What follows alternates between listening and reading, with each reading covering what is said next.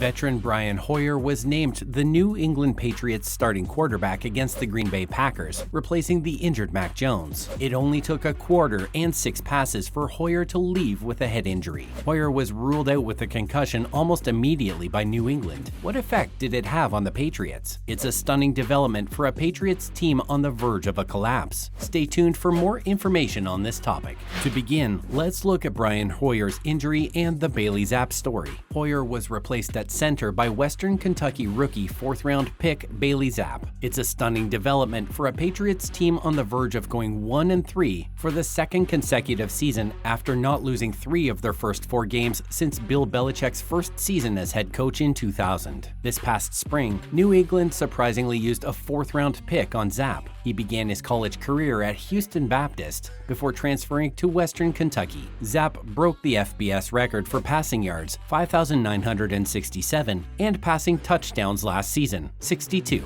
Zappe threw 135 touchdown passes during his college career. It will be interesting to see how he performs in the NFL, but being thrown out against the Green Bay Packers' elite defense on Sunday isn't ideal. Zappe began the game by completing 3 of 5 passes for 9 yards. He'll go the rest of the way with Brian Hoyer already ruled out. It's too early to say whether Hoyer or Mac Jones will be ready to play against the Detroit Lions next week. Jones did, after all, suffer a high ankle sprain last week. Initially, it appeared that he would be out for some time. However, the former Alabama first-round pick pushed to play on Sunday before New England decided to bench him. Moving on, the 49ers signed Sam Sloman to practice squad. Robbie Gould, the kicker for the 49ers, sustained a knee injury during their game against the Panthers on Sunday, and as a result, the team has decided to make a move to strengthen its depth at the position. According to Tom Pelissero of NFL Media, the San Francisco 49ers will add Sam Sloman to their practice squad. Sloman was most recently with the Steelers and was a member of the team's practice squad during parts of the previous season. In May, he was given a waiver. Sloman began his professional career with the Rams in 2020 as a 7th-round pick. However, the Rams released him after he missed 3 field goals and 3 extra points for 7 games. Additionally, he kicked for the Titans in 1 game in the year 2020. Gould has been with San Francisco since 2017 and has successfully kicked all 11 of his extra points and 6 of his 9 field goal attempts so far this season. On Monday, head coach Kyle Shanahan stated that the club would evaluate Gould's knee later in the week to determine whether he would be available. Following their game in Charlotte on Sunday, the 49ers will spend this week in West Virginia in preparation for their matchup against the Falcons in Atlanta on the following Sunday. Following that,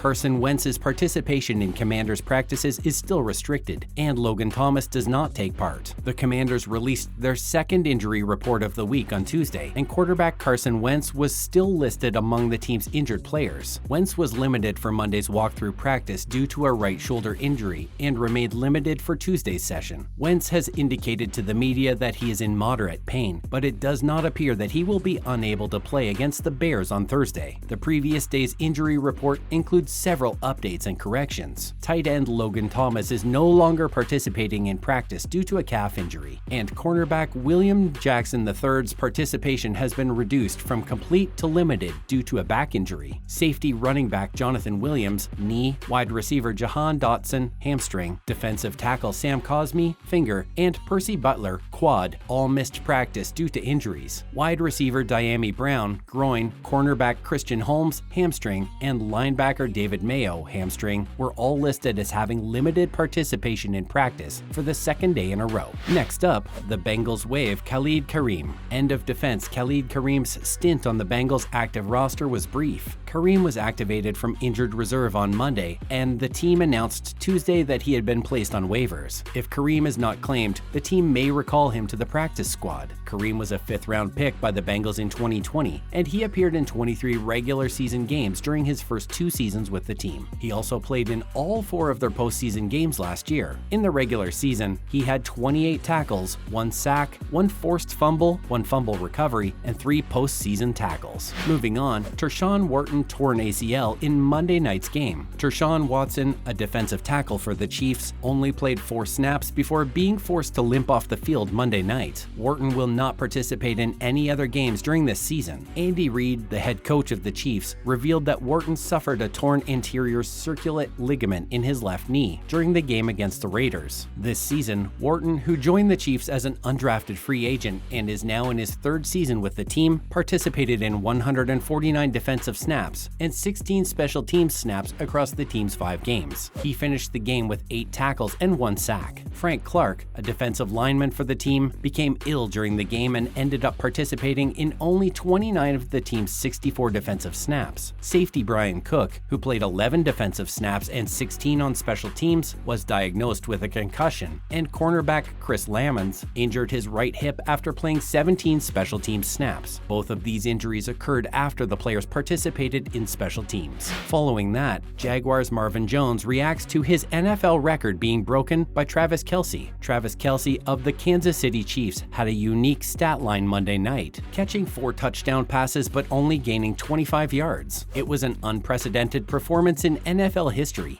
as no player with 4 touchdown receptions in a game has ever finished with a receiving total that low. The only other player to catch 4 touchdown passes in an NFL game and finish with less than 100 yards is current Jacksonville Jaguars wide receiver Marvin Jones Jr., who had 97 yards in a touchdown streak with the Detroit Lions in 2019. On Monday night, Jones was jokingly attempting to figure out how he could reclaim his obscure NFL record from Kelce. Jones, 32, is the only active player in the NFL with at least 4 touchdown receptions in 2 consecutive games. He first accomplished this feat in 2013 while playing for the Cincinnati Bengals. Jones gained 122 yards during that performance. Jerry Rice, Bob Shaw, and Sterling Sharp are the only players in NFL history to have caught at least 4 touchdown passes in the same game on 2 separate occasions. Jones has 5 touchdowns since joining the Jaguars in the offseason of 2021. Next up, Giants-Packers was NFL Network's most watched London game ever. As the NFL continues to promote American football abroad, American fans are becoming more willing to get up early on Sunday mornings to watch those overseas games. The Giants-Packers game on Sunday drew 5.5 million viewers, making it the most watched London game ever on NFL Network.